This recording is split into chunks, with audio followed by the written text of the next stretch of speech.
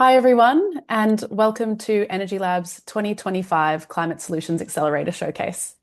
I'm Beryl, and I'm the program lead here at EnergyLab. I've had the privilege of working closely with the 10 founders you'll hear from today, and what an extraordinary group they are.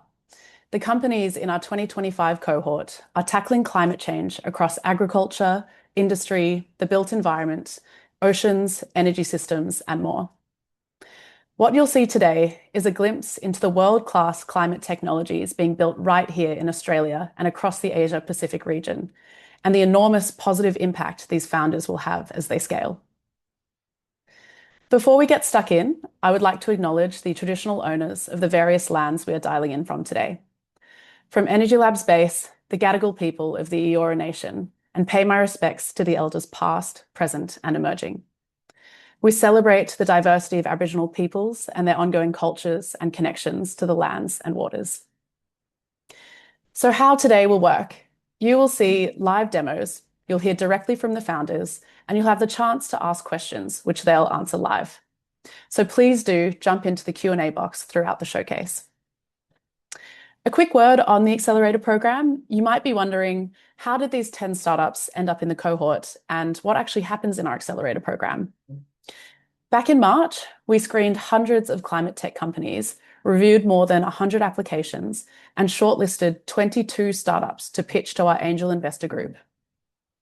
Those angel investors then selected the 10 founders you'll meet today and backed each of them with investment to join this year's program. Over the past 6 months, we've pulled together our founder alumni, mentor, industry partners, and investors to help the founders build connections, find new commercial opportunities, pressure test their strategy, and facilitate knowledge sharing in a really structured and purposeful way. I know many of our mentors, partners, and investors are watching today. I'd like to take the opportunity to thank you for your support, for every introduction, every hour of advice, and every door you've opened. This program simply wouldn't be possible without you. Finally, to the founders, you've been truly incredible to work with this year. This cohort has shown up with openness, honesty, grit, and genuine enthusiasm, and it's been an absolute pleasure supporting you on your journey. And shortly, our audience gets to meet you all and see the hard work you've been doing to really move the dial towards reaching our decarbonisation goals. So with that, I would love to hand over to EnergyLab's CEO and Director, Megan Fisher, who'll share a bit more about the role innovation plays in hitting our climate goals and highlight some incredible wins from our Accelerator alumni who are already scaling globally. Thanks, Beryl, and thank you so much, everyone, for joining us today. Since 2017, EnergyLab has pursued a single mission: to help decarbonise the planet by accelerating the growth of climate tech startups. We support founders across all stages, from first ideas to scaling globally, for a suite of 10 programs, backed by our 450 expert mentors, 250 angel investors, and more than 300 startup alumni. Today's Climate Tech Showcase is important because innovation is not a nice to have, it's essential. Achieving our climate goals requires breakthroughs, not just for a renewable grid, but across other sectors, including industry, transport, the built environment, and agriculture. Big challenges to solve include, how do we go from building 450 kilometres of transmission line in the last 5 years to 4,500 kilometres in the next 5 years? How do we move from 12% of new car sales being EVs to 50% by 2030? How do we get to a point where we have 82% of renewables on the grid by 2030, where today we have 42%? Incremental progress isn't going to get there. We need step change. And that's why I'm really so excited about this year's 2025 Climate Solutions Accelerator cohort. 10 startups tackling some really tough challenges: methane reduction for livestock, an algae platform that can replace fossil fuels, carbon capture for heavy industry, AI-driven building optimization, and helping data centers flex so that their load actually matches renewable supply. A number of our 80+ Accelerator alumni have already made big strides in 2025.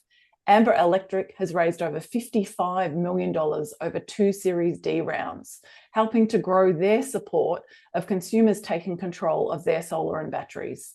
NRN raised $17 million in equity plus a $50 million debt facility, supporting those that can't afford the upfront cost of solar and batteries to join in the joys of having renewables.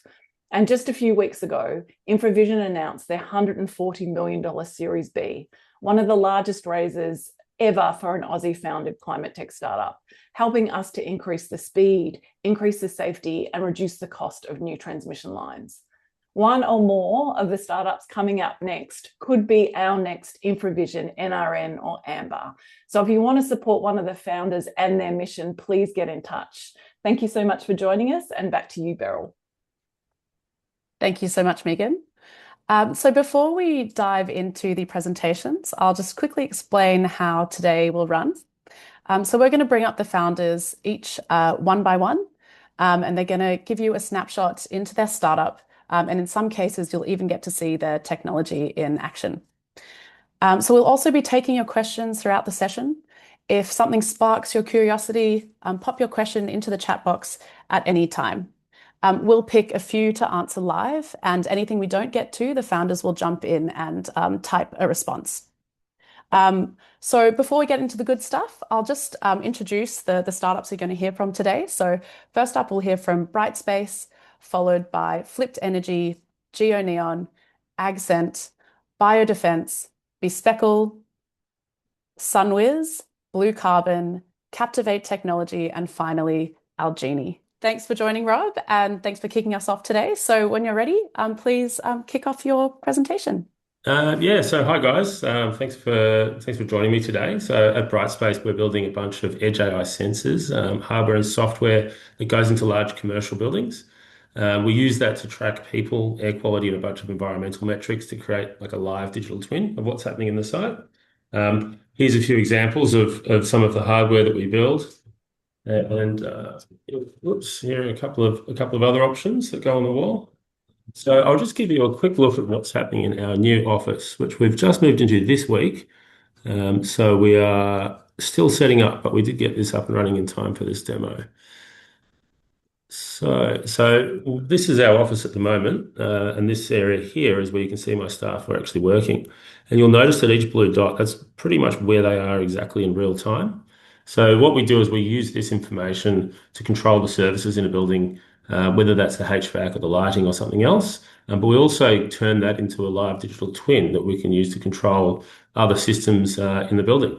So now I'm going to try and do something risky. Let's go and see what they're actually doing and see if I can spin my camera around so you can see it working in real time. Let me work out how to do this.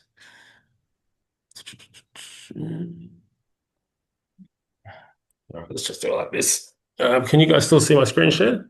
All right, so I'm coming out here now. All right, team, everyone say hello to the EnergyLab team. This is Steve's working on some of our equipment at the moment. Now, illustrious co-founder Errol and Bart, the wizard of the office. G'day, guys. So, yes, I hope that all came through. But yeah, this is pretty much what we're doing at the moment. It's a very busy time for us because we've just secured some pretty major contracts in Malaysia and Singapore. And yeah, pretty excited for 2026. Thanks, Rob. Thanks for that tour. That was great. We will be taking questions from the audience. Haven't seen any come through just yet. So maybe, Rob, if you want to share a bit about I know you've recently signed some new customers. Talk us through like what does this look like in the real world right now, and what sort of benefits are you seeing? Yeah, look, definitely. So, a recent site that we've finished, that we've got several months of data on here in Bayswater, Victoria. They were like it's like a 2001 built office. And when we put our system in, we've managed to save them about 36 to 38% of their HVAC energy consumption, pretty much month on month, and really even leading through the mild months, which is quite good. And the translation for that is that they're seeing about a 76% return on investment for having us in the building. And then probably more excitingly, we've recently deployed Shellharbour Airport in New South Wales, We haven't yet released results because we're still sort of comparing baseline and so on, but we think that one's going to be above 40, which is super exciting. But the rubber's really going to hit the road, through January and February, as we're deploying about 5,500 square meters of space at the International Convention Centre in Sydney, which is an amazing use case for us because, if you think about those convention halls, they're really busy when most of us go there, but most of the time they're actually not so busy because they're being set up, they're getting packed down or bumped out. And that provides us a huge ability to save them heaps and heaps of energy. But then, additionally to that, because we're collecting all this data, we can then go and give them something that they can take to all the exhibitors and say, well, how did your exhibit perform this year? How many people went to, the DeWalt stand versus the Makita stand or something along those lines? So it gives us a lot of flexibility to give the sites that, that implement our product more than just energy savings. And that's really sort of what we're focused on. And next step for us is a big site in Malaysia. We've got a massive shopping centre over there that is unbelievably inefficient. So we're pretty excited. We think we're going to give them about 200% ROI year on year, the way it's looking at the moment, which should cement us to get the rest of their portfolio, which is it's a pretty exciting place to be. Fantastic. That's great stuff, Rob. We have had a couple of questions come through. So a question from Tom.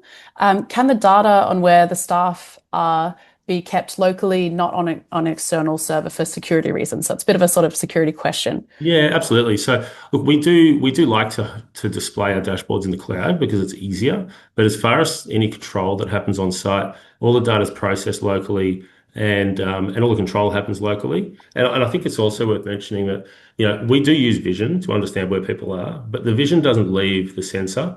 We actually run an AI processor on the sensor that processes the vision and then dumps the file after that. So the only thing that comes out of our sensors is a metric, and it'll be like an X and a Y coordinate of where each person and each metrics come from. And then we collate that into the model, which is then geospatially referenced. So we will know that Tom sitting at his desk was at exactly that coordinate at that altitude, and we can put that in the model, but we can't tell you it was Tom. And if another person sat at his desk, we don't know the difference. So, yep.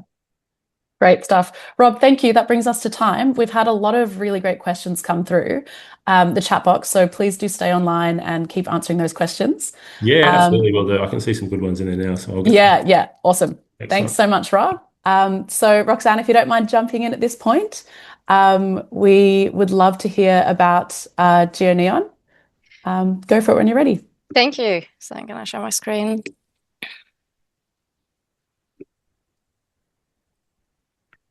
Hi, my name is Roxanne Bandini-Meder. I'm the CEO and co-founder of Geoneon. At Geoneon, we are building a global wildfire risk intelligence powered by our proprietary wildfire data stack, which combines AI and satellite imageries analytics for accurate forward-looking insight. So bushfires are becoming more intense, frequent, and unpredictable, and impacting more homes and assets every year. And agencies struggle to know where to reduce fuel, which community to prioritize, and justify mitigation budget with defendable data.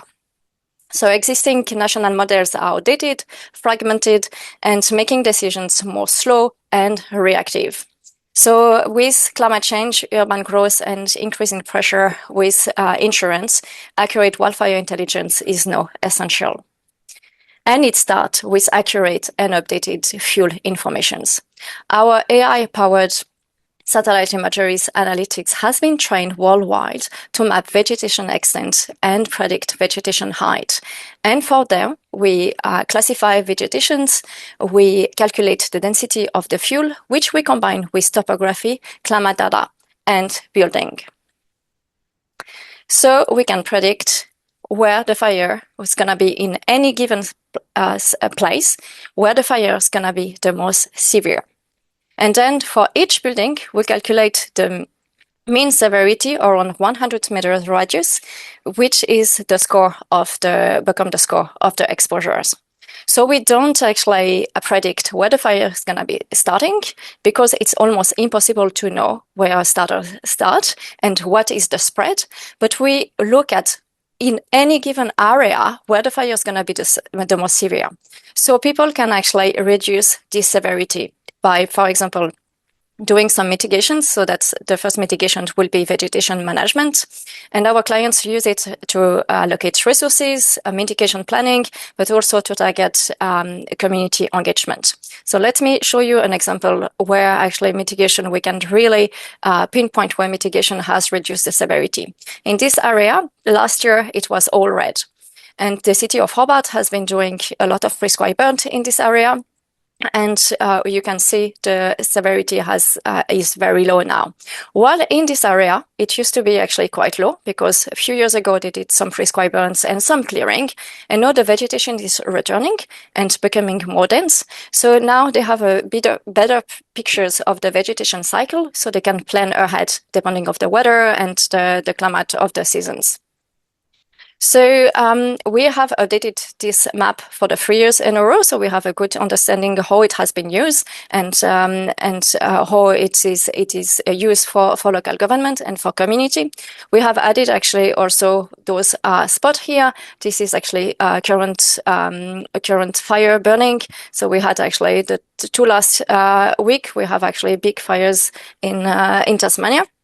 And soon we're going to add the weather. So the map's going to be a bit more dynamic as well with fire weather as well. But it doesn't come without validations, obviously.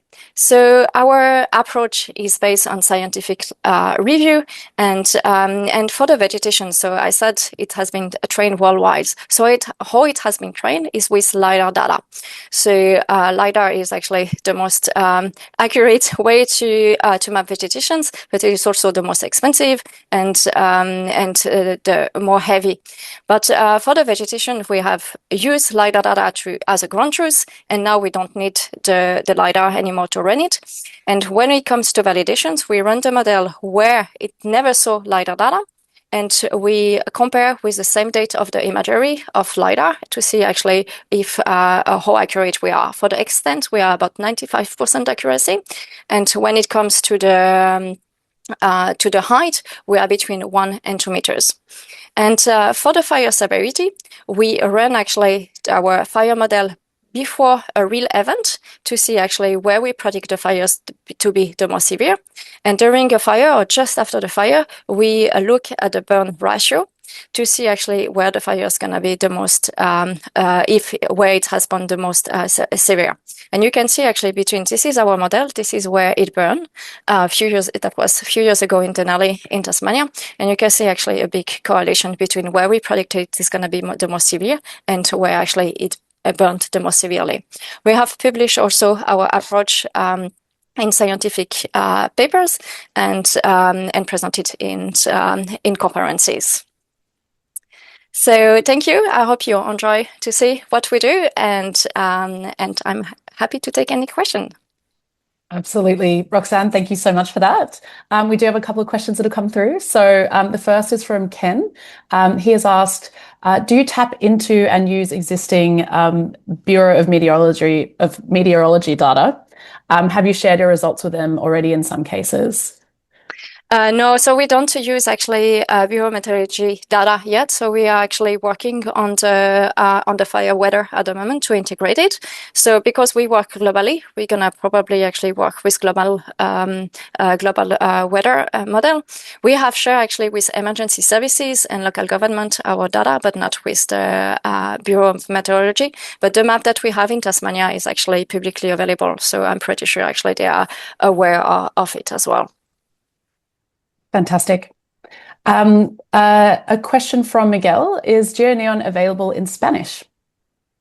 Oh, that's a good question. So no, we haven't actually translated in Spanish. We are Swiss founder, but we haven't even actually translated in German or in French. But this is something that we can do. Actually, if we work in the country, we can translate it. We did some work in Bhutan. We keep it in English, but we can't actually translate it in case for the community. Fantastic. Roxanne, thank you so much for joining us today. You've got quite a few great questions in the chat box, in the Q&A, sorry. So I do invite you to stay on and answer some of those questions live. Thank you very much. Have a good day, everyone. Thanks, Roxanne. Awesome. So next up, we have Flipped Energy. I believe they're ready to go now, which is great. Looks like we've got two Jameses in the call, but we've got James Bandara, he's the co-founder and CEO, and we've got Victor Feoktistov, he's the co-founder and CTO. So over to you two to share a bit about Flipped Energy with us. Thanks, Beryl. G'day, everyone. Great to be here. So James and I are excited to showcase the work we're doing at Flipped Energy on the subject of demand response, and in particular, large price responsive loads like data centers. So we're in the middle of this incredible AI and computing boom, and it has this immense hidden appetite for electricity. And this huge demand for electricity is creating a growing bottleneck that's slowing down connection, and in some regions today is causing an increase in costs for all buyers of electricity. Today, a data center can be built in around 2 years. However, wait times for grid connections can extend out many years past that. They could be waiting for 3 to 7 years. And this challenge comes down to two big roadblocks, particularly generation and transmission constraints. Now, on transmission, the wires and substations all need to be upgraded to handle the increased power demand. And these upgrades can take many, many years. And that second bottleneck, well, there's not enough power plants exist to reliably serve the peak demand increase with the new data center loads coming in. So the market is really looking for innovative and flexible solutions to bridge that gap. So what are we doing? So on the technical side, we're not just looking at turning things up or down. So we want to validate for specific orchestration levers, something we're calling control knobs, ranging from direct power capping to dynamic job pausing. The goal here is to empirically model how fast we can respond to price signals and exactly how much economic value that speed unlocks for the grid, and ultimately accelerating speed to power for data centers and large loads. The industry is still trying to get their handle on how these loads will operate, and there just isn't necessarily that much operational data to back up whether these loads can be containable and under what metrics. And so we're trying to solve this problem in the simplest way. The question we're really trying to answer is, can we make demand responsive, fast, and schedulable? So here I have mocked up what this might look like in AI Studio. So this represents what we might see behind the meter at an AI factory or a neo cloud. And so on the left here, we're ingesting price data and demand data from the grid. And right now the grid is pretty stable. Prices are low, about $40 per megawatt hour, and we're in a normal operating state. On the right, you see the actual compute layer. So we have a mix of workloads, latency sensitive inference bots, massive training runs, low priority batch jobs like video rendering, or things like PDF conversions. And we can see the facility capacity is being utilized at a normal state. So when I hit,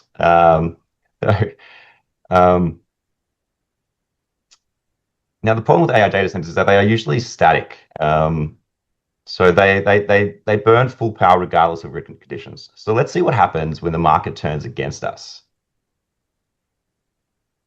So here I'm simulating a price spike. So this might be caused by maybe a coal power plant tripping or wind stop, the wind stops blowing, and you can see the price spike immediately. And in a traditional data center, you would just absorb this cost. But notice in our system, the orchestrator immediately triggers a tiered response protocol. So first we hit the job pausing knob and we instantly suspend those low priority batch jobs. They stop consuming power immediately with commensurate impact on SLAs. And then we want to target the training jobs, but we don't want to kill them. That would kill progress. DC customers would get very mad. So instead, what we're going to do is we're essentially power capping to throttle the GPUs down. So the job continues, but just at a slower rate. And if you look at the avoided cost ticker on the top left, you can see the value accumulating in real time. So by shedding this specific load during the high price event, we aren't just saving money on the bill, we are effectively selling that capacity back to the grid. And this turns a cost center into a flexible grid asset. So once we restore the grid, the system automatically detects the price drop and releases the locks essentially. Workloads resume full speed and we're back to normal course of business. So thank you for hearing our update. And with that, we'll open up the floor for questions. Great stuff. Thank you so much, Victor and James. We've got some questions coming through from the attendees. So the first one is again from Ken, but I'll take it. Thank you so much, Ken, for your questions. He's asked a question around water usage, and I guess looking at whether or not it's something you account in your energy usage model, the kind of the water usage as well. No, our solution is purely for energy. Unfortunately, we can't really affect too much with water, and there isn't any sort of spot market for water. If you have where interrupting or postponing the jobs would lead to a better outcome. So unfortunately, water is a separate problem that's beyond our scope, unfortunately. Absolutely. Next question's from Kez. So for data centers, sorry, I've got so many questions popping through that it's left my screen. Here it is. What has the common objections or concerns that they've thrown at you for not doing demand response?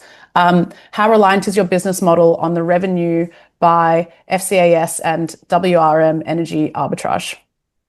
Great question. So first of all, most of the demand today is from cloud, which is the primary concern is reliability.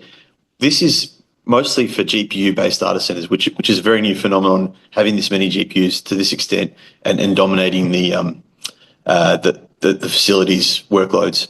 And it's not really too much of a concern on the cost saving side for them because they're trying to get as much capacity as possible. But what we see is where they're constrained, where the power is constrained, where they're not able to get access to all the power they want to, this sort of technology would allow them to get more energization from the grid operator. And so the objection is they don't need to do it today, but they know they'll need to do it tomorrow. So they've got enough on their plate that they're not. It hasn't been a priority yet. But I do want to highlight that some of these facilities already do demand response. They just do it with diesel, which isn't a great outcome by any means. With regards to FCAS and wholesale demand response, it's not really that dependent. Just purely on energy costs alone, our modelling showed that if we reduce the SLA by 1%, effectively we just do demand response for 1% of the time, you get an average drop in price on the NEM settlements of 20%.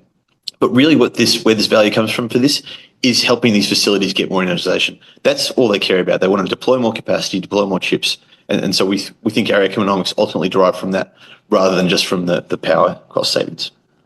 Fantastic. Thanks so much for that, James. And Victor and James, thank you for that great demo. Really appreciate your time. And please stay on the call and answer. There are a lot of great questions that have come through. So please keep answering those. Thanks so much. Thanks, everyone. Thank you. Fantastic. So next up, we have Dr. Bronwyn Darlington joining us. She's a managing director at Agscent.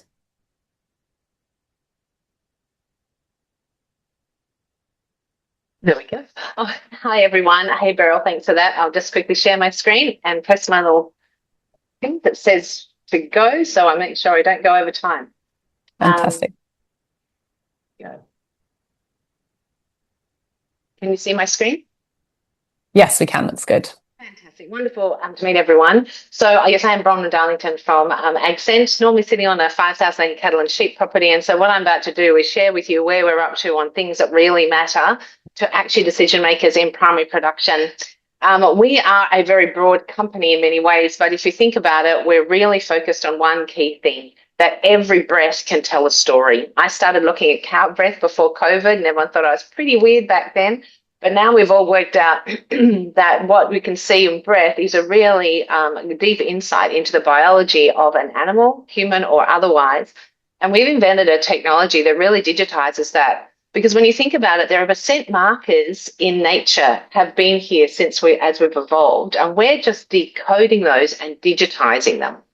So every time you think of a dog smelling out at the airport, what they're doing is being able to identify molecules, very, very low levels, and tell someone, because they're trained, what that actually means. What we're doing is we're taking cow breath, because we do have access to animals. There is a great deal of opportunity here and need to improve what we do, and I'll explain how this relates to climate shortly, and to be able to bring different technologies together to digitize this as a digital camera.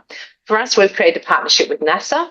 We're taking technologies and reproducing those that they've done for space, but we're able to make this to be something that can be used in many different environments. So what we've done is we've really been decoding breath. And what we've identified is a product that if anyone can breathalyze a cow, and accurately predict pregnancy, which we can do from day 18 with breath really quickly, it really transforms food production. But what it did is it gave us insight into what else do we see when we look at breath. So we have 3 particular products. The first is pregnancy detection, which we'll bring to the market this next year. Disease detection, because we can see a difference between bacteria and viruses and different diseases. But particularly, we've launched already the methane molecule model, and I explain what that means. We've made our technology handheld and in infrastructure. And on top of the screen, hopefully you can see a cow coming into what's called an Optiway, an automated weigh station. I'm a real fan of just making sure we're bringing technology to where animals are. And that's measuring its methane live, continuous, and in the field, and doing that in a way that also gets weight data. Because productivity, if you don't speak to a farmer's actual decision making, you're not going to get them to change their behaviour, and our climate really needs that. But this is how the handheld works. You're really working with the farmer in their actual normal production. That's me in big dairies in the US, where it takes about 10 seconds to be able to collect the breath. That breath is then put onto the sensor unit that's the NASA these tiny little molecules, the NASA sensors go inside that. Everything else is RIP. That takes approximately 10 seconds for the electronic nose to process. We've got much cooler little bags now. And then the algorithm runs. We use very deep neural networks to give you a diagnostic. We're coming to the market with that later next year. Next year. But the big technical breakthrough was really, think of us like noise-cancelling headphones, but for breath. We operate in really messy environments, and being able to take away the noise and just measure the molecules has really been the big game changer. So we're solving different problems that are really important for animal welfare, for food production, but interestingly, they all come together around environmental support and methane in particular. But this is reproduction drives milk production. It's a global product, and it's a global problem because lost reproduction is actually huge for farmers. In addition, things like bovine respiratory disease, again, think one breath, digital camera, there's $1.32 billion spent in antibiotic use in the US alone. And that is problematic because it's flooding our whole food system with antibiotics. But how this tech is a climate solution and a product opportunity, agriculture accounts for almost half of global GHGs, with 85% of enteric methane is burping. And guess what? Cows actually close their mouth and burp out their nose. So we started measuring methane. And the best way from the IPC task force is to put a handbrake on global warming is rapidly cutting methane emissions. So because we could now measure what's coming out of a cow's nose, I was really very keen as a producer going, well, let me see it. I was told one day, look, it's just $1 a day for seaweed and that'll solve all your problems. And I'm really sorry, but we have 1,000 cows. I can't do $1 a day. But if I could measure it and it's 30% heritable, I can do all sorts of things. So key is Darren on the right. So Darren is putting the farmer in the center of this picture, right? Because they make the decisions and no one likes an input. So what we can do is with education and visibility, which is measurement. The first step, though, in enabling that climate handbrake is reduce non-producing livestock. In India, there are 3 cows, with one of those is producing milk. In the north of Australia, there are almost double the amount of cows that actually produce a kilo of beef. Pregnancy product helps that. Optimized breeding, that actually changes emissions as well. Because if you can breed out high-emitting cows, they are inefficient feed producers. So they eat more food and produce less beef. So when I talk to producers who really are now interested, it's because it's a feed efficiency measure, not just a climate measure. So what goes up? Feed efficiency, biodiversity goes up, less animals in the landscape, drought resilience goes up, etc. And what it means is income to farmers is up and it's scalable. But from a technology, how does it actually work? What have we done? Well, we've now really started to move into different markets. So we've in Australia, the US, we've just gone into New Zealand. We have something going to Brazil in the next month. Oh, and Japan. Typhoso. We've been doing trials with Sumitomo. The key thing here is creating units and measurement systems that give multiple benefits. And for this, we have both methane, we put in the infrastructure, but it is tied to productivity. But our big breakthrough and probably the biggest update is the development of the semiconductor sensors. We really are like a digital camera. And if you think of a lens, it's the same as a tiny, tiny sensor. And we really cracked through with both NASA, Macquarie University, ANU, etc., being able to produce these unbelievably cool sensors at scale. And we're now working through that manufacturing process. But the key thing also is we're now starting to be approached by those people who want to look at this for a human application, not so much for the methane side, though we do breathe out a little bit of that methane, but it's a really transformational technology. And that's really the update from us. Fantastic, Bronwyn. Thank you so much. We have almost just come to time on your slot, but I'd love to ask you just one quick question. So a question from Chris. He's wondering about what the human applications might be. Yeah, so we have some grants at the moment to look at different diseases, because we can actually have the breath collection that is super quick and very easy to do. It can be on a human, like on a small child. So we actually have applications at the moment for different disease screening in humans. Mostly that funding is coming from the US to look at even things like who knew that there are particular biomarkers to do with kids who have autism that are different because it relates to their gut microbiome. And because we can measure gut with cattle, the technology is looking at being tested for humans for different diseases that evidence themselves through breath. Great stuff. Bronwyn, thank you so much. And please do stick around, answer some questions that have come through in the Q&A. There's some great questions for you there. Cool. Thank you. Thanks so much, Bronwyn. All right, next up we have BioDefense. So joining us is co-founder and CEO Amit Kumar.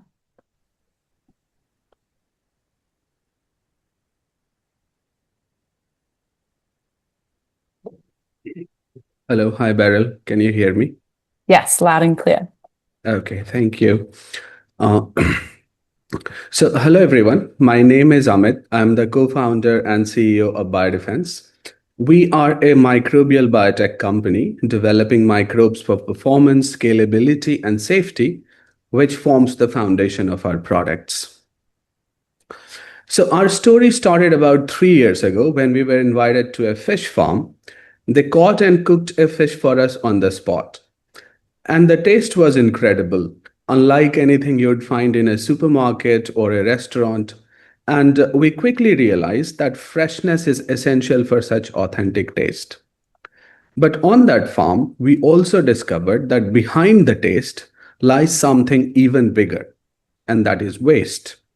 Now, every year, trillions of dollars worth of food is wasted. But what is truly striking is the outsized impact of wasting meat, fish, and seafood, because half of the economic losses and 3/4 of the emissions from food waste come from the wastage of meat, fish, and seafood alone. And for businesses, the pain is direct, and that is revenue loss. And to avoid this, many resort to compromised preservation methods, or worse, turn to illegal, harmful chemicals which carry serious long-term health risks. So some companies have developed safe and sustainable coatings, which are great alternatives to harmful chemical-based preservation. Unfortunately, these coatings are only for fruits and vegetables.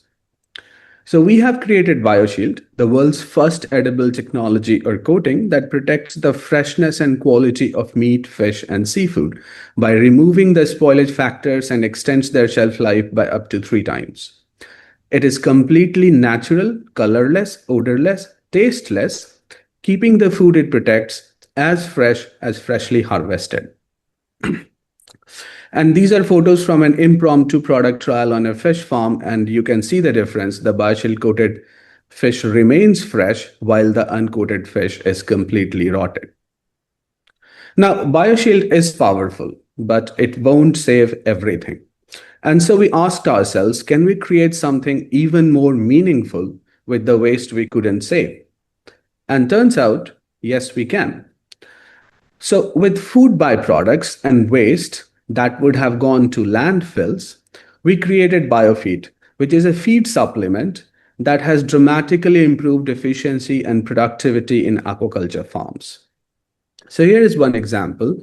The fish on the left was grown without BioFeed. The fish on the right fed with BioFeed. achieved 40% higher weight gain with much richer taste, texture, and color. And here is another one, again on the fish on biofeed. That fish grew nearly a kilogram more than the control.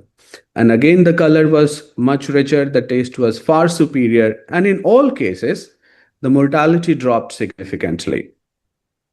So we have completed trials with well over a dozen customers. Our churn is zero. Once they try it, they stay. Biofeed helps them grow better fish at lower cost, and BioShield keeps their products safe and fresh from harvest to consumption. Today, our annual revenue is around $200,000, but we are ready to onboard over 500,000 in signed customers immediately, with another million plus in active pipeline. We believe that we are right at the edge of exponential growth. Now, we can't take everyone to the farm, but we are bringing that same fresh quality to everyone's table. Delicious, nutritious, and free from harmful chemicals, and at no extra cost to consumers. And in doing so, we are preventing globally significant amounts of waste and emissions. Thank you very much. Thank you so much, Amit, for that great presentation. So we have had a question come through from Andrew. He has asked, what is the nutritional impact of a BioShield grown fish? Biofeed grown fish. Yes, so a complete nutritional analysis is still pending, but based on the taste profile and based on the experience of the farmers, we believe that it is nutritionally superior to the fish that is grown without biofeed, because some of the flavor that the farmers have tested from experience, they say it comes from certain amino acids, and the fish grown on biofeed seems richer in that, based on the preliminary assessment at this point. Yep. Awesome. So yeah, a couple of questions coming through sort of around, I guess, the nutritional impact, which is probably a question you get a lot around these products. So Ken has asked, is it basically growth hormone with no chemicals for fish, or yeah, how does it work? What's the sort of nutritional impact on the fish? Yeah, so there are no hormones in it. The key ingredients that basically drive this performance come from microorganisms, the good microorganisms that we have developed in our lab, and they form the basis for like this higher growth and better quality fish. Why it works? I mean, at least our theory at the moment is that, well, in lot of most parts of the world, the use of antibiotic has been banned, and so that's the case in Singapore. To a large extent, that's the case in India, and that has sort of like had an impact on the growth rate of fish, because the fish are now fighting pathogens in their gut all the time, and that takes away quite a bit of energy away from growth and the health of the fish. And what our molecules isolated from microorganisms are able to do is like keep the pathogens in check and promote the growth of good beneficial bacteria in the gut. Because after histopathology analysis, we find that the gut is much more healthy when it's fed on biofeed as compared to when it's not on biofeed. And that forms the basis of like superior growth and why the fish is like much more healthy all around. Fantastic. Thanks for that, Amit. And yeah, it sounds like it's sort of like a probiotic almost, which, a lot of people are so using. this will be more like postbiotics kind of thing. We do not use live microorganisms. Yeah. Fantastic. Amit, thank you so much for your time and for sharing a bit about BioDefense with us. Please do stay on the line and answer some more questions that have come through in the Q&A box. Sure. Thank you, Beryl. Thanks, Amit. Fantastic. We're halfway through our showcase. We've got 5 more brilliant companies to hear from today. So next up, I would love to invite Christina Houlihan. She is the co-founder and CEO at Bspkl.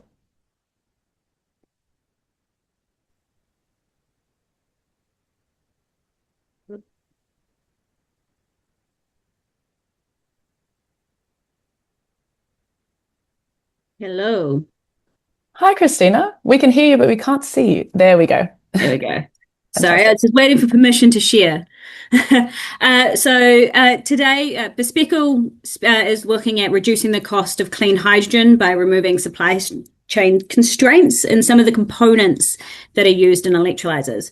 But I actually wanted to take a moment today to talk more briefly about why I see clean hydrogen still has a future. A lot of the media can make it seem like it's not having a good time at the moment. So where we use hydrogen today, if we look back in 2024, it's actually a $200 billion market, right? And we produce 100 million tons of hydrogen per year. And it's responsible for 2% of the world's carbon emissions. Because what we do is we take natural gas and we crack the hydrogen off, we capture that, and we release the carbon as CO2. And most of what we use that hydrogen today is actually in oil refining. So taking the crude oil and refining it into diesel or gasoline. And there are replacements coming for those that are clean. But the more challenging one is actually petrochemical feedstock. So ethanes, propanes, butanes. These are the key base molecules that you use to manufacture most of the plastic things we touch. Another significant portion actually goes into producing ammonia, and this is what we apply onto our farmlands. It's what we use to grow our crops. Without ammonia, we don't have enough capacity to grow enough food to feed our population. And then the last kind of chunk of hydrogen that we use today, I call general industry purposes. So it's used in steel refining. A lot of it goes into making methanol. And it's also used to make your semiconductor chips. So where we're seeing the boom in companies like NVIDIA and then the boom in chip manufacturing, that's going to need hydrogen. So before we even get to the use of hydrogen for energy, so planes, trains, trucks, power storage, there's actually a significant opportunity today to decarbonize the hydrogen we use. There is the demand there to do it. But we often wonder what is I changed my slides around. So how we can make hydrogen cleaner, though, and reduce those carbon emissions is by a process called electrolysis. And this is where you take water and you use electricity to split it into hydrogen and oxygen. And this is a simplified version of an electrolyzer, and it's basically made out of all these different components.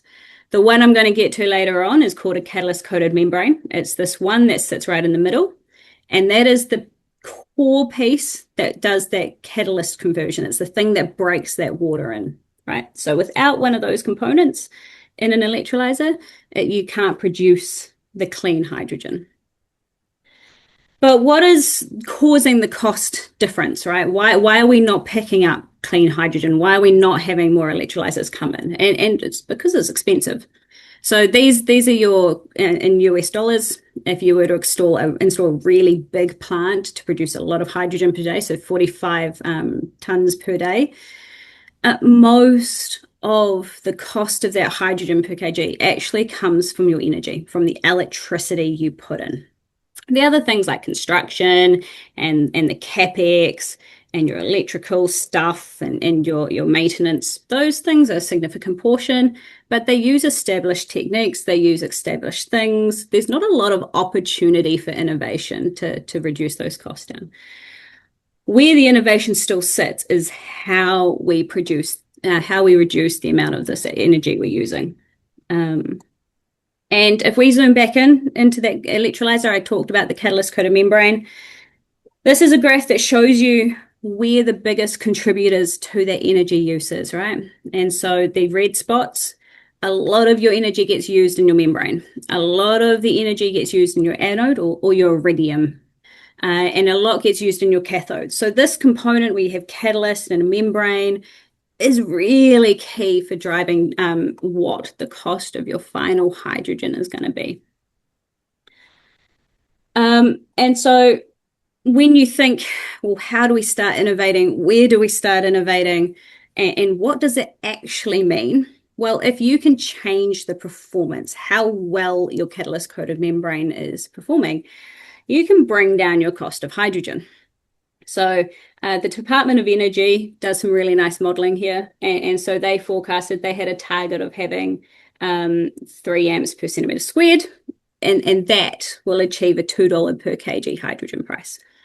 Now, this is feasible, this is possible, people are doing it, but it's not in the commercially available electrolyzers generally, right? Because it takes time to bring that technology to market. And then the ultimate goal, the thing that really gets us down to that $1 per kg hydrogen price, is when your catalyst coated membrane, when this thing on the right, starts performing down here, right? And that's beyond the 2031 goal. This is into the future. So the opportunity lies in how do we make this component more cheaper, with less iridium, but also that performs really, really high efficiency. So you bring down those costs of hydrogen through innovation here. And so that's what Bspkl is developing. So we currently have the world leading performance for a catalyst coated membrane with the lowest amount of catalyst that you need. And our goal is to enable us to be getting the technology down to reduce that cost of hydrogen. So yeah, that's a little bit about what we do and why we see the potential in hydrogen. Fantastic, Christina. Thank you so much. So a question would be, what sort of stage are you at getting this out into the world? Talk us through a bit about potential customers you're speaking to. How's that looking? Yeah, so the key thing around bringing new technologies in your electrolysis space is that these systems need to run for 10 years. And you need to demonstrate that they run for 10 years. So they're not fast technologies to bring to market.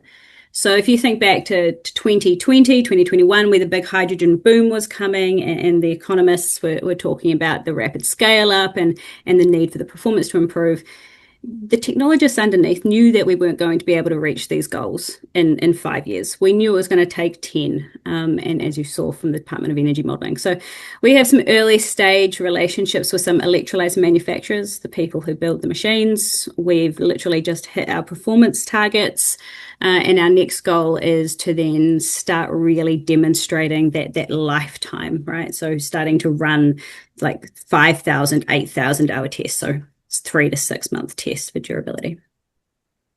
Great stuff, Christina. Thank you. That brings us to time, unfortunately. Really appreciate the presentation, and there are some great questions for you to answer in the Q&A box, so please do type away. Thanks, Christina. All right.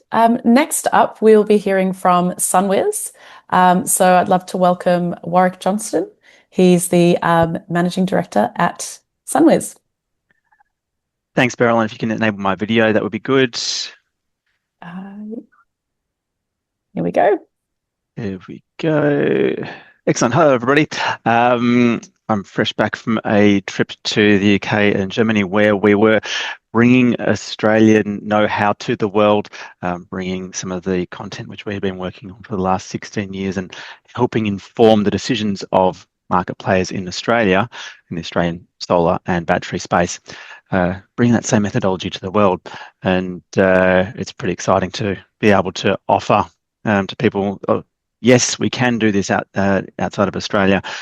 So I'm going to lead you through some of the info and content and intel we do as a product showcase.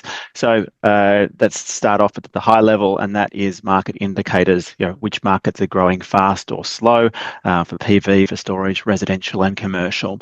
And this helps the market participants to decide where they should be putting their resources. Obviously better to put it into fast growing countries like Australia than into countries which are going backwards for the moment. And then giving people a sense of why these are fast-growing markets and whether they're turning around and what are the key drivers of that, including things like payback and customer spend and customer price, etc., as the next level down across those different markets that we show. And also, what are the product characteristics that are required to succeed in each of that market? So if you're going to try and enter a particular market, make sure you've got the products which will succeed. And so, or conversely, if you've got a certain product, which markets should you concentrate on entering and capturing, whether that be your solar power panels, inverters, batteries, etc.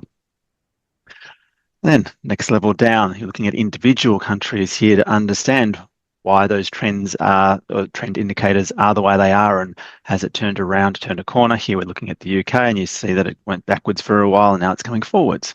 And part of that relates to an improving payback period, which is a predictor also of the coming 6 months or 12 months for the industry.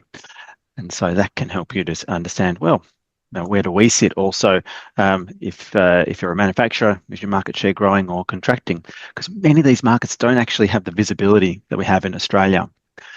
And so the next level down then also is for each of those individual markets. Well, what are the characteristics of the next level of resolution, whether it be panel wattages or the number of phases of an inverter and the use of microinverters or hybrid inverters, etc. All of these informing people to make good decisions about. Also here I mentioned, the top 5 brands, what percentage of the market share do they capture? How competitive is the market? This can help people decide whether they want to enter and what with. Then for individual countries, we go into a whole level of depth for a certain number of countries where we have good data, which we're adding to by going to visit these countries and get more and more data partners involved. And so here we're looking at the UK, like Australia, we're seeing declines in the price that people are paying for a PV system and PV and battery system. In the UK, like as in Australia, has a very high battery attachment rate, and though it's got very, very different other characteristics. And then once you can see what's happening with the prices consumer pay, you can also see how the competitive landscape is adjusting as each brand within that landscape tweaks its prices to try and get a market advantage and see where they sit, for example. For those markets that you're heavily involved with, you want to understand which are the emerging trends. And so, for example, if you're a panel manufacturer in the UK, you can see that, yes, it's dominated by 450 watts, but we see a growing, emerging and growing amount of 500 watts. And each market is different. In Australia, we have particular wattages that are designed to line up with the inverter capacities that our distribution network operators say we're happy to wave through without too much paperwork. For example, a 6.66 kilowatt system can be achieved by 15 470 watt panels, or I don't know the exact numbers off the top of my head, but you get the picture. Certain products go well in certain countries. And in the UK here, we look at in hybrid inverters versus non-hybrid inverters. And as in Australia and in many other places in the world, there's a trend towards hybrid inverters, especially when you've got lots of batteries involved. But even when you are using just a solar-only system, an increasing percentage of the time, they're putting a hybrid inverter, which is quite convenient if you want to come back and add a battery to it later as well. We reveal what's happening with market share, again here for the UK and panels, and this helps our clients to understand how their competitors are going as well, and who do they need to really pay attention to, who's making a lot of noise in the market versus who's getting traction. And so how does each player need to respond appropriately? So this transparency for the market helps people to make well-informed rather than rash or reactive decisions. But market share is an outcome, and we try to provide this actionable intelligence, and you'll see it at a monthly level. You don't get to see this kind of granular monthly updated data anywhere else in the world apart from America. But still, market share is an outcome, and so we are trying to provide actionable actions that manufacturers can enact, if you like. And so that is understanding, well, how does your market share vary by segment? And because that is one of those things which bubble up to market share. You can see that JA Solar, for example, in the UK, does much better in commercial than it does in residential. So that's a strength it can lean on, but if they wanted to grow, they might try to switch their focus more towards residential. You can also go and look at this from a geographical perspective, and that can reveal, oh geez, to grow, I need to focus on a particular region, and that could be getting better distribution into that region. It could be something that is a product market fit issue for that region that I need to address in order to grow. And you can also, market share is a result of the product classes you operate and that you dominate in. And so here you can see that ACO here has a big strength in those higher wattage panels in the UK, versus a 450 watts. And that can be an indicator, well, if you want to compete, you need to compete in that space. So manufacturers are then informed to bring that to market. Last slide. We bring all of this together for our clients and provide a detailed brand assessment for them that helps them to understand which is the lever they need to focus on. So is it distribution or product market fit? Is it number of installers, which might be a focus of your sales and marketing, getting new installers on? Or is it your existing installers and how much they're using you within their portfolio, which might be more about product market, making sure you've got a service offering that spans all of their needs? Or is it a problem that you've got with installer loyalty, in which case you might invest in your customer support or loyalty programs? Provide information about how their price compared to the market, how well that converts into pull-through, and which of their equipment models are most popular. Something they can also then go and investigate with each of their competitors to understand how they can emulate the best in the market and avoid the mistakes that the others have made. I'll leave it there, but obviously there's a lot that we do. Fantastic, Warwick. Thank you so much for that. We have come to time. We don't have a lot of time for questions right now, but I just wanted to give you a quick moment. So Kim Lawrence has said, Warwick, I do love your reports. It's very valuable working in market strategy and product development. So well done. And a couple of questions to this point. What sort of support are you looking for from this network as a quick kind of shout out? Great. Look, thanks, Beryl. We are keen to get people who can guide us through the maze that is working in China. We've got lots of relationships with our clients who are Chinese-based. We're about to go and do a country tour, and helping guide us there is useful, as well as influencers in this global and solar and battery market that can amplify our voice as we go and reshape things in ways people didn't think were possible. Great stuff. Warwick, that brings us to time. Thank you so much. Keep your eye on the chat box and you can continue answering some questions for us. Thank you. Thanks, Beryl. Great stuff. So next up, I'd love to invite the team from Blue Carbon. We have Anna Novak, the co-founder and CEO, as well as Oscar Hillestrom, who is the communications director. Over to you two for the presentation.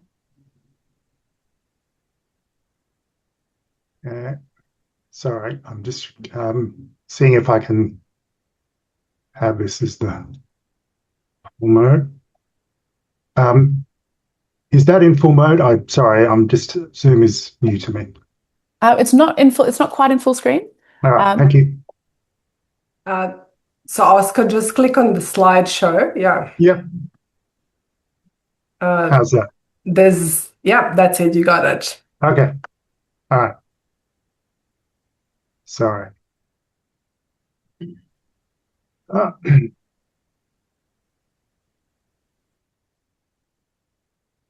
Okay, so my name is Oscar Hillestrom. I'm from Blue Carbon. In the next 5 minutes, I'm going to tell you about a solution to our growing problems of climate change and decreasing food and water. And it's a solution that's all around us. And all it needs is the right technology that we have developed here in Australia. Now, I think most of us know that 71% of our planet is covered by ocean, and that some of us probably also know that it's 95% of our volume. It's incredibly sensible to call it planet ocean rather than planet Earth. But not many people know that it's absorbed 90% of global warming, or 25% of human-created carbon dioxide. And this has had an effect. It's warming the ocean, and it can't absorb as much heat as it once could. And this warming ocean is creating problems like coral bleaching and mass fish kills in things like aquaculture farms. At the same time, demand for seafood is growing, and drinking water demand will outstrip supply by 40% in the next 5 years. So it seems like an impossible problem, and it's only getting worse. We all know that the planet is heating up, but there is a solution, and that solution is the O-Pod. It's the world's first system that turns waves into work, and this generally is how it works. The ocean moves up and down with its waves, And this swell causes the O-pod to go up and down. And this draws deep, cool water from beneath the surface. And this can be used to move water and compress air. And this is the cornerstone of our O-pod system. It starts with the O-pod Mini, sea-level satellites that swarm across the surface of the ocean, giving us unprecedented quality of data. So previously you had manual monthly monitoring. Now we get to see what's going on in the ocean with a focus like never before. It's a small, tough buoy that's easy to deploy. And what it does is provide the data that we can use for our proprietary LLM, Ocean Intelligence, or OI as we call it, that gives us clarity like never before.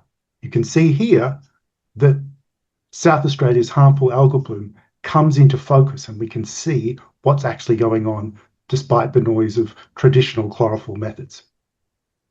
And this gives us the foresight to act. And the acting part of our system is the O-pod Aqua. Waves in, water out. We are now deploying O-pod 003 in Tasmanian waters in conjunction with one of our partners. It's now delivering 34 Olympic swimming pools a day with nothing but the waves powering it. And then when it comes to the next phase of helping out our ocean industries, we use O-pod Air to compress oxygen. And this creates air bubbles that are very useful for oxygenating fish pans, but also keeping harmful algal blooms at bay. If you imagine a fan pushing away mosquitoes on a hot day, it does the same thing for algae on the coast of South Australia. We're very hopeful as this is in development and we will soon come to deployment. The most exciting thing for me, though, is desalination. In Tasmania right now, we have produced in a week 10,000 litres of pure Tasmanian seawater from direct ocean desalination. This is a huge game changer. No longer do you have to build a giant factory by the ocean. You just plug one of these in and imagine what this could do on a small Pacific island. So 10,000 litres of water a week will soon become 10,000 litres a day. And that's one of the reasons why we're on track for the X Prize water scarcity, which is a huge feather in our cap. But for me, as a dad, the O-pod's use in coral cooling is the most exciting thing above all of this. Imagine the Great Barrier Reef protected by cool continental shelf water, directly protecting it against the ravages of ocean warming. Imagine refuges that can sustain themselves while the coral adapts to a warming ocean. And then it's not just adaptation that we can apply the O-pod to, but carbon capture. The O-pod naturally draws up nutrients from the bottom of the ocean if it goes down deep enough. And then these nutrients promote beneficial algal blooms in mid-ocean. It's a very exciting readjustment of the natural carbon cycle that has the potential, because it's in the middle of the ocean, to be planetary in scale. And when we get started, this is what we're doing right now with our first connections with the Tasmanian aquaculture industry. We will replace diesel use in ocean industries. These diesel generators that are used everywhere already cost us hundreds of thousands of megatons of CO2 every year. If we just replace them in Tasmania, that's half a megaton, and across the world, half a gigaton of atmospheric CO2 that doesn't heat our planet up. So for us at Blue Carbon, we know that the ocean is the secret to a healthy future. With ever more food and ever more water needed, we need the ocean to help us. And at Blue Carbon, we're giving the ocean a helping hand. It's just ocean work powered by the ocean, nothing else. Thank you very much. Great stuff. Oscar, thank you so much. That does bring us to time on your presentation. So I do invite you to please stay on the line and answer some of the questions that have come through on the chat box. Thanks, Oscar, and thanks, Anna. Thank you. Fantastic. So next up, we have Captivate Technology. So joining us is Nigel Campbell. He is the Chief Commercial Officer at Captivate Technology.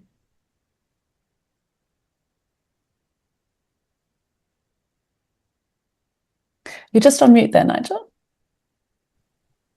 Yeah, thanks, Beryl. Hope you can hear me okay, and the presentation looks good. Looks great.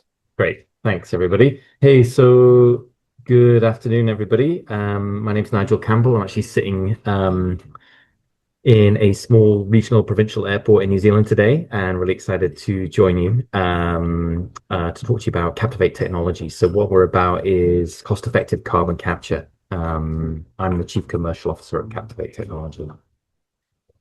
Just to go to the next slide. Yeah, so what we're about at Captivate is separating carbon dioxide. So we've been separating carbon dioxide around the world for many years. Sometimes we do this because we have to, and sometimes we're doing it for climate purposes, especially in the last 20 years. But we've been doing it in industry for about 100 years. But by and large, we're doing it the same way today that we have done for about 100 years. So the industry itself is ripe for disruption, and that's what we're about at Captivate Technology. So we're a New Zealand-based deep tech startup spun out from Massey University here in Palmerston North, and we are all about metal organic frameworks. And so this is a chance discovery in a chemistry lab at a world-leading research institution. And this particular material, which is shown in the pink pellets, which are about 2 or 3 millimeters in diameter each, is a metal organic framework, which is an advanced porous material, shows tremendous properties for carbon dioxide capture. And so what it means is that we can separate carbon dioxide without using pressure, without using temperature, without using any kind of solvent. So suddenly the cost for separating carbon dioxide comes right down. So this has massive implications in industry. We're focused on the biogas industry for biogas upgrading, taking carbon dioxide emissions out from cement manufacture and also out of post-combustion, which could include things like biomass combustion and bioenergy combustion, which is a big growth area in New Zealand and Australia. The material itself lasts for many cycles and probably has a multi-year longevity, and it's a continuous process of adsorption, desorption, core pressure swing, absorption for separating out the carbon dioxide. So yeah, this is a biogas, a typical kind of customer, landfill gas site. Today might be making electricity from combustion of the biogas. What we're all about is actually using that gas and displacing fossil gas and using the carbon dioxide as well, and either disposing of the carbon dioxide deep underground, removing it from the atmosphere, and or using the carbon dioxide displacing fossil produced carbon dioxide. The second business for us is power generation, which could be for data centers, peaker plants, and there's increasing need for on-demand power generation using gas turbines. We've shown and demonstrated that we can take out the carbon dioxide emissions from these gas turbines. That's showing in this picture of peaker plant here in New Zealand. Yeah, so that's all we're about here today, and I'm just going to take a pause there. But yeah, we're in summary all about low-cost carbon dioxide separation, and we're global with our aspirations, and we're focused on gigaton reductions of carbon dioxide across the globe. So thanks very much. Really appreciate the support from everybody in the audience and everyone at EnergyLab as well. So thanks, Beryl. Thanks so much, Nigel. Great presentation. To kick us off with a question, I'd love to know a bit about, maybe actually you can explain the metal organic framework a little bit more. I know that it's received some recognition recently. That's some really cool stuff, tech that people might be interested to hear about. Yeah, thanks, Beryl. It's a bit of an ongoing joke here at EnergyLab because every time I'm on, I sort of mention that there was a Nobel Prize for chemistry that was won by this field of metal organic frameworks about 6 weeks ago now. So what a metal organic framework is, it's almost as it sounds. It's usually a metal salt combined with an organic, what we call ligand, and it's a combination of those two materials to make a powder. But what the outcome is when we produce this in pellet form, it produces a material that has a huge surface area. And if you like, the gases flowing through this material get trapped. So depending on the pore space in the particular crystalline framework, certain gases get trapped. So as I mentioned before, this particular one is one of many, but showed serendipitous capture of carbon dioxide. So when we de-risked that over many years in terms of research and presenting it around the globe, we found that in fact it did show game-changing global properties for carbon dioxide separation. So our mission is all about taking this chance discovery from a globally leading lab to putting it to use, certainly for things like helping the climate crisis, but also more generally in terms of carbon dioxide processing. Thanks, Beryl. Great stuff, Nigel. So question from Chris. He's asked, what are the economics around the pilots? Yeah, great. So thanks. It's a good segue. One thing I didn't mention just for time was that we do have a lead pilot project in Canada, which is a fully funded project and in construction right now with one of Canada's largest energy companies.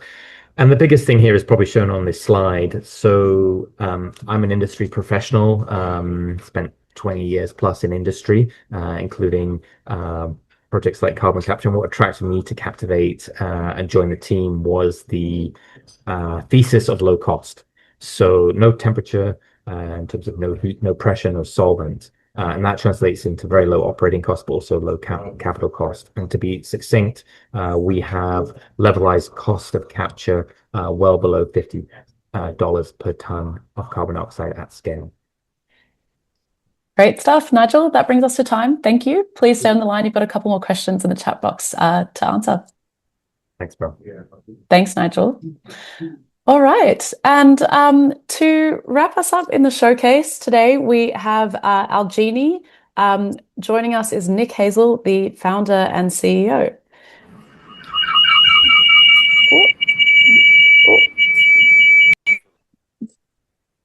Looks like there's some...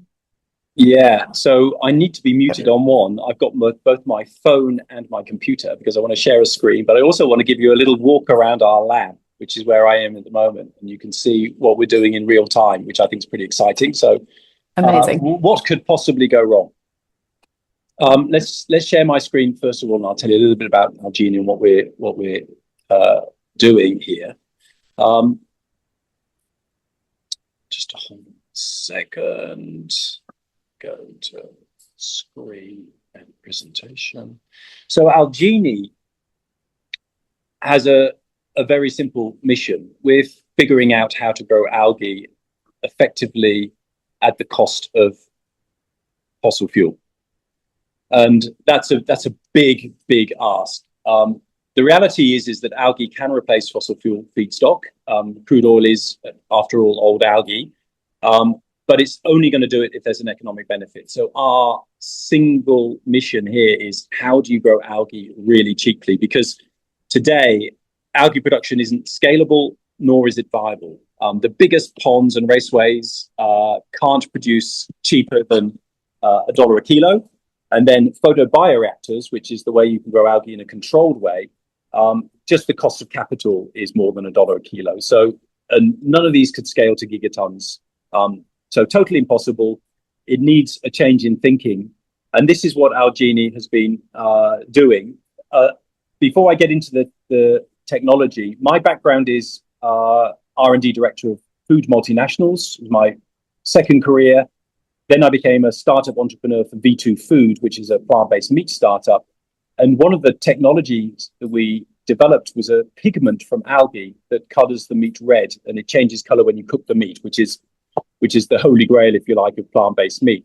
But it was too expensive for me to implement it. So that got me into learning what was the economics of growing algae. And from that, what was the solution that we needed to find to solve the economic problem? And this is it. Basically, it's a thin layer photobioreactor. Thin layer has been researched for decades in academia, but there's been no practical application for it. But what we're doing here is we're making a helix, a plastic helix that directs light into the algae, into this thin layer of algae, and we're making it on an extrusion platform, which we've also patented. So we have 3 major patents around this technology. We have already demonstrated that we can scale. We are making full-sized helices on an extruder south of Sydney, and we're growing algae. And it gives you the possibility of a 30x productivity improvement and a 50x cost improvement on the current status quo of algae.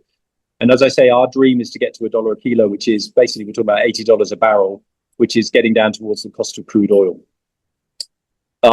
The last bit of the equation is that we use energy for the LEDs. That's the dominant power that we use. So 99% of the energy we use is for the LEDs.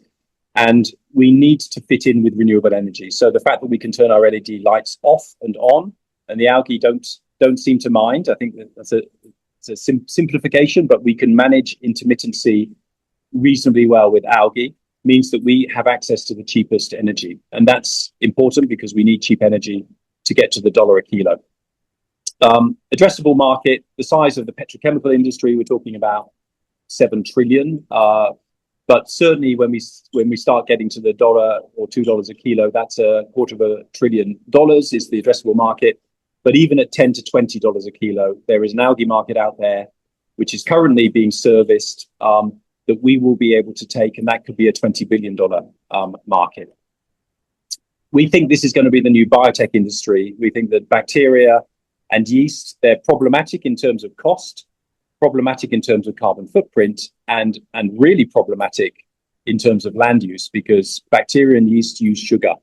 So they use agricultural products. So if that's going to be the future of manufacturing, watch out, because where are you going to get your feedstock from? We just use energy, and there's going to be a surfeit of energy over the coming decades, and we will use that to grow algae.